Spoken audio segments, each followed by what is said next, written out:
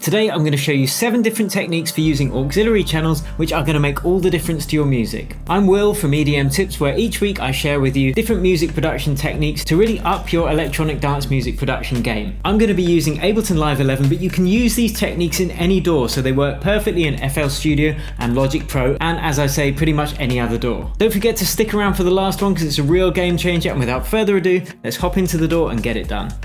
Okay, so first let's explain what an auxiliary channel is. Now, another way of referring to them, as I said in Ableton Live, are send and return channels, and I'll show you exactly why that is. If you look at your normal mixer, you'll have lots of different channels like that, and they all play different sounds. And these over here are the auxiliary channels. And this basically means a channel where you can send sound to, that's going to be treated separately from the main channel where the sound is generated from. So in Ableton Live, you can create an auxiliary channel by just going up to create and then pressing insert return track.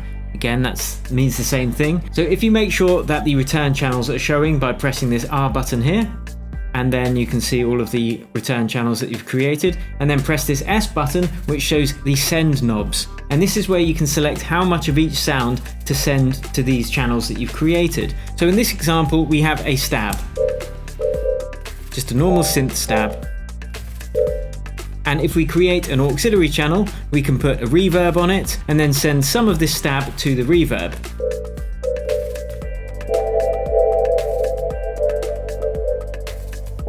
Now, why would you want to do that? This takes us on to part 2. One of the main reasons is that you can process this auxiliary reverb separately from your drive's dry sound. So if you were to have a reverb on this channel, which is our stab channel,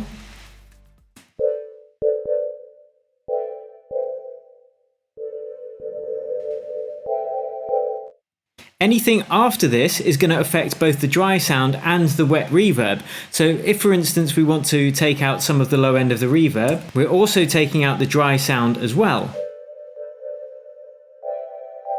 Whereas if we use an auxiliary channel like this, you can see we are now processing that reverb separately from the dry sound. So I can take out just the low end of the reverb, whilst leaving the low end in the normal channel.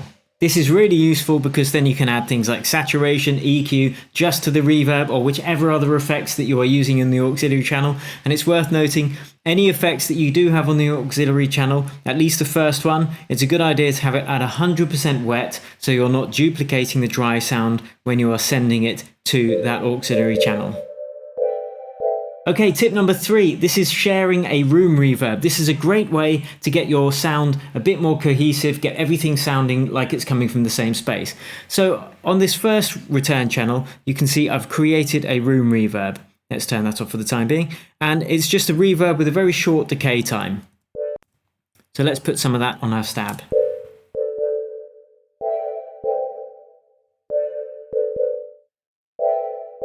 Now, having a dedicated room reverb on one auxiliary channel or return channel is great because then other instruments can share that same reverb, and instead of having loads of reverbs running on your track, using up CPU, getting the sound wishy-washy and muddy, sharing that one reverb will just gel everything together a little bit better. So this is without the room reverb on. And this is with it on, gelling everything together.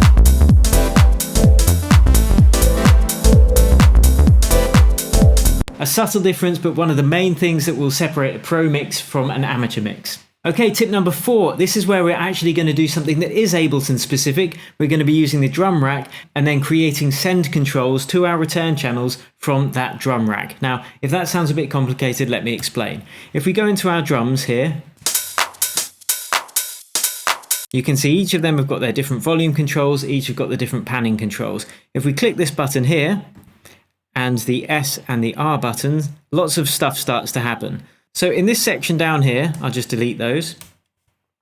If you right click and press create return chain, you can then select whichever of your auxiliary channels that you've created. So let's select from the drop down the room reverb. And now we can shut that off, turn off the return chain there, and just leave the send button switched on. And now we've got this send control here, and that means that we can assign a little bit of room reverb to each of those separate drums rather than assigning room reverb to all of the drums together, because you might want some more on some of the drums and less on others. So let's add some room reverb to these drums. to the clap.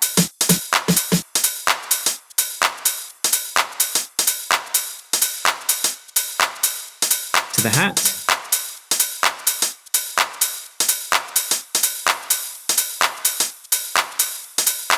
To the ride. So this is where we were. Really dry, and this is where we are now. So with everything together,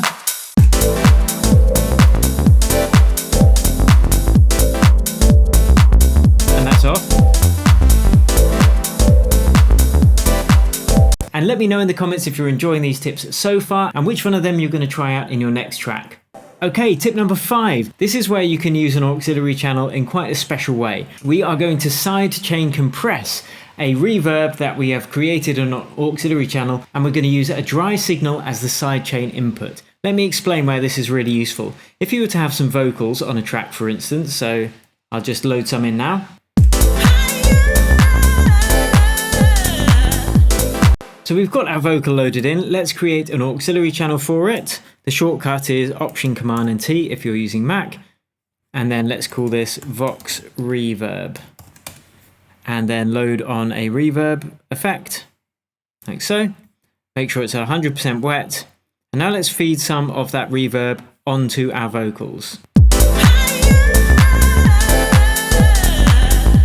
And I'm going to increase the volume using a utility plugin.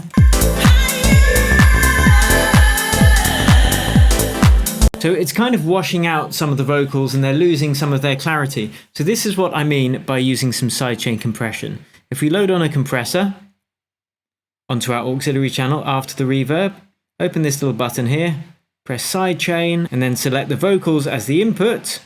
Here we go. Then we can use that sidechain compressor to duck the reverb slightly whilst the dry vocals are playing. And as soon as the dry vocals have stopped, then the reverb can open up to full volume again. And this is a great way to have your vocals cut through the mix while still having a nice reverb on them. Okay, tip number 6. This is where we are going to create some interesting multi-tap delay using an auxiliary channel. Now, this is great because it just gives you so much flexibility and creativity. Okay, so say we have a stab. And we want to create some interesting delay. Let's create a multi-tap delay. What we're going to do is feed some of this sound using the send knobs.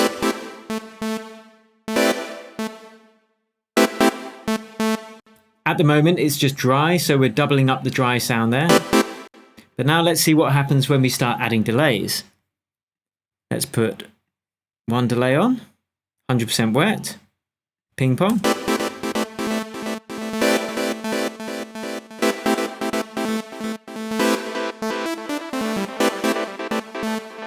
Okay, and that's pretty normal. You could do that but just by putting it on the channel itself and using the dry wet control. But now if we press Command and G and group it together, open up the chain and then create another couple of chains, what we can do is put a different delay on each of these chains with a different delay setting.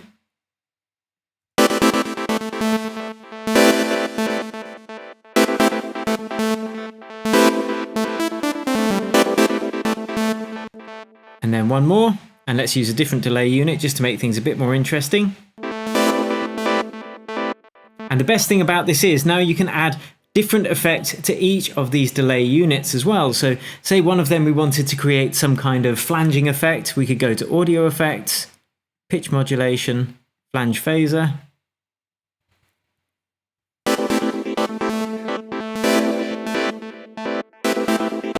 And then on another one we could add a frequency shifter, just see what happens, put some reverb up there.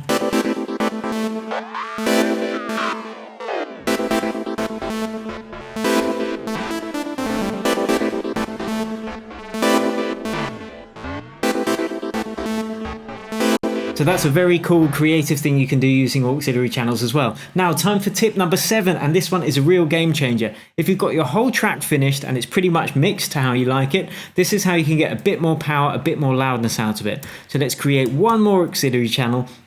I usually wouldn't have this many, guys. I'd usually have maybe 5 or 6. Some tracks I might have this many, but not usually. Now let's just put a normal compressor on that last auxiliary channel.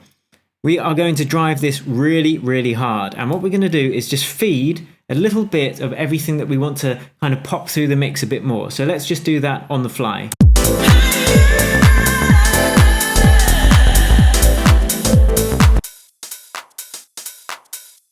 And let's just make sure the compressor is activated by taking the threshold right down. So you can hear it's really hard compression.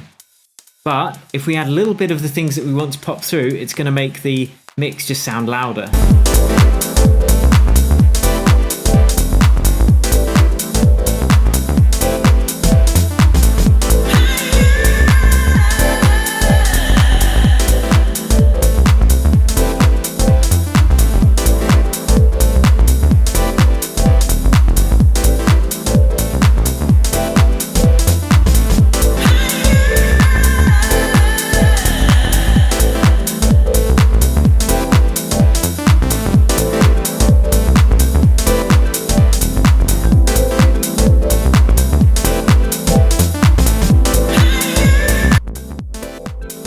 So this is the compressed signal, which as you can hear is way too loud on its own, or way too compressed rather.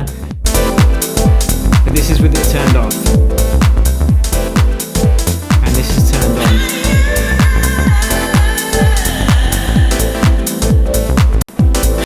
So a subtle effect and something only to be done really at the end of the mixing process, but it is a great way to just get an extra bit of loudness out of your track. Let me know if you like this in the comments below, guys. Smash like, don't forget to subscribe to the channel if you want tips like this every couple of days, and we will be back on Friday for our the super long videos that I like to make, the kind of in the style of, and yeah, we got a really good one this week, so I will catch you then. Oh yeah, if you want more tips like this, you can download my ultimate EDM mixing guide below this video completely free, and until next time, cheers and happy producing.